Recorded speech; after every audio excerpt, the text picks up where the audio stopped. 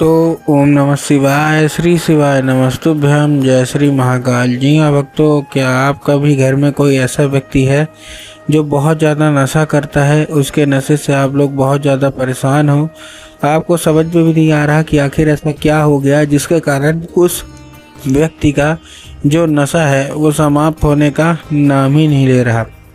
आपने बहुत ज़्यादा मेहनत कर लिया, बहुत ज़्यादा प्रयास कर लिया उसके नशे को दूर करने के लिए, लेकिन अभी तक उसका जो नशा है वो समाप्त नहीं हो पा रहा। तो आपको परेशान होने की बिल्कुल भी आवश्यकता नहीं है, क्योंकि आज जो मैं आपको उपाय बताने वाला हूँ, अगर आपने उसको अच्छे तरीके से सुन के और अच्छे तरीके से कर लिया तो अवश्य रूप से सारी इच्छा, सारी मनोकामना जो है वो क्या होगा, सारी इच्छा, सारी मनोकामना है जो पूरी होंगी ही होंगी।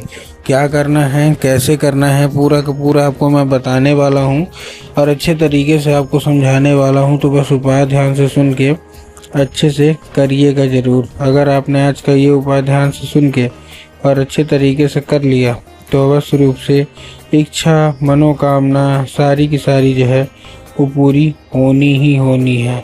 तो क्या करना है, कैसे करना है, सब आपको बताने वाला हूँ।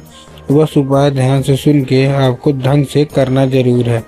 देखिए, आपको भी पता है कि पूज्य गुरुदेव की जो कथा होती है उसमें लाखों की भीड़ आती है। कैसे भीड़ आती है? लाखों की भीड़ आती है। और जब गुरुदेव की कथा में लाखों की भीड़ आती है तो वहाँ ज़्यादातर जो भक्त होते हैं वो क्या करते हैं, पत्र के द्वारा अपनी इच्छा और पत्र के द्वारा अपनी मनोकामना जो होती है ना वो गुरुदेव तक पहुंचाते हैं। तो अभी गुरुदेव की कथा चल रही थी, आज से 4 से 5 महीना पहले की बात है। गुरुदेव की कथा चल रही थी और गुरुदेव की कथा में लाखों की भीड़ आई। अब जब गुरुदेव की कथा में लाखों की भीड़ आई तो वहाँ ज़्यादातर जो भक्त थे उन्होंने क्या किया, पत्र के द्वारा अपनी इच्छा, मनोकामना जो थी ना वो गुरुदेव तक पहुँचाई।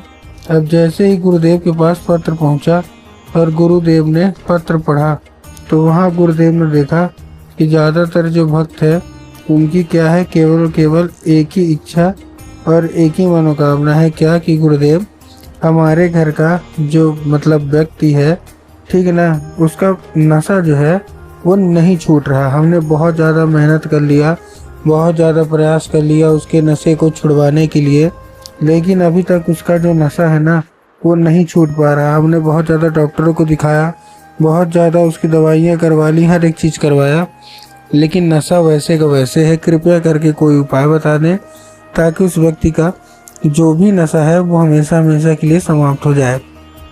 अब जैसे ही गुरुदेव ने ये देखा कि ऐसी ऐसी समस्या है, तभी गुरुदेव ने 2 से 3 उपाय बताए और कहा केवल और केवल ये उपाय कर लेना, तुम्हारे घर का जो कोई भी व्यक्ति है, जो कोई भी सदस्य है जिसका भी विवाह नहीं हो पा रहा, क्यों? नशे के कारण। अगर आपका बच्चा है, आपके घर का कोई ऐसा व्यक्ति है, पति है, भाई है, और वो नशा नहीं छोड़ पा रहा, तो बस ये उपाय करिए, आपके घर का जो कोई भी व्यक्ति है अवश्य रूप से नशा छोड़ेगा ही छोड़ेगा। अब जैसे ही गुरुदेव ने क्या किया, उपाय बताया, तो लोगों ने जा जाके इस उपाय को घर में करना शुरू कर दिया। अब जैसे ही लोगों ने जा के इस उपाय को घर में करना शुरू कर दिया, वही लोग गुरुदेव की कथा में आए, वापस आए और उन्होंने फिर से एक बार गुरुदेव को पत्र लिखा।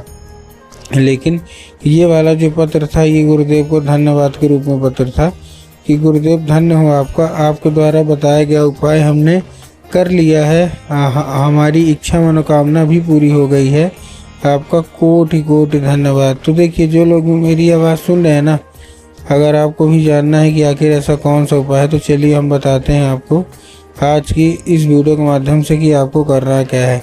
तो बस उपाय ध्यान से सुन के अच्छे से करिएगा ज़रूर, ठीक। तो देखिए, जो हमारा सबसे पहला उपाय है, इसमें आपको क्या लेना है, केवल और केवल लेना है 3 काली, आपको लेना है मिर्च। क्या लेना है?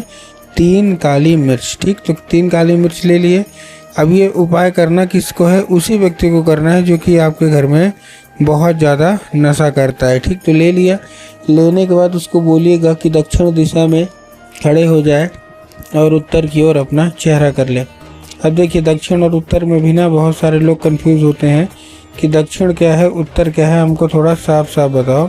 तब गुरुदेव ने साफ साफ बताया है कि आप जिस भी शिव मंदिर जा रहे हैं उस शिव मंदिर का जिधर साइड जलाधारी होगा आपको अपना चेहरा उधर साइड करके खड़े हो जाना है। ठीक, खड़े हो गए।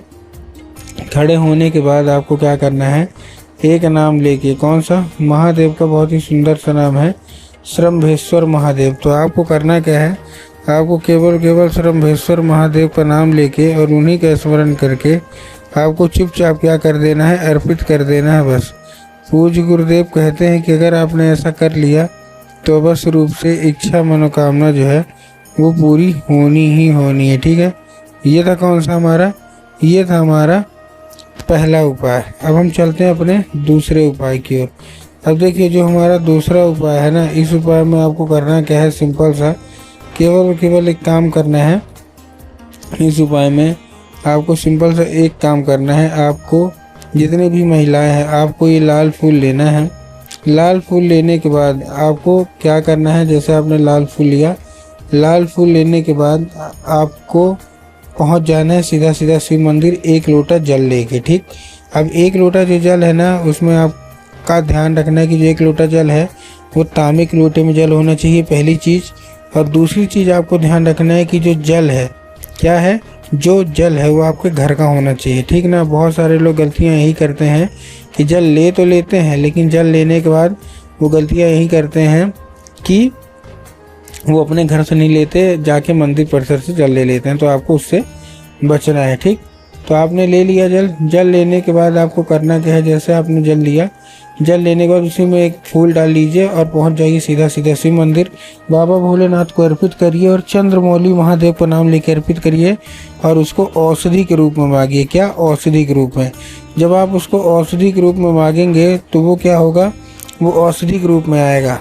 अब जो जल है वो जैसे जलाधारी से नीचे गिरेगा, आपको किसी दूसरे पात्र में भर लेना है, उसको लेके आ जाना है घर आने के बाद जहाँ आप लोग सोते हैं और जिधर साइड सर करके सोते हैं उधर साइड की जो दीवार होगी उसी दीवार में आपको ये लगा देना है। पूज्य गुरुदेव कहते हैं कि अगर आपने ऐसा कर लिया तो अवश्य रूप से मनोकामना इच्छा पूरी होगी और घर का जो कोई भी व्यक्ति है उसका जो नशा है वो समाप्त होगा ही होगा।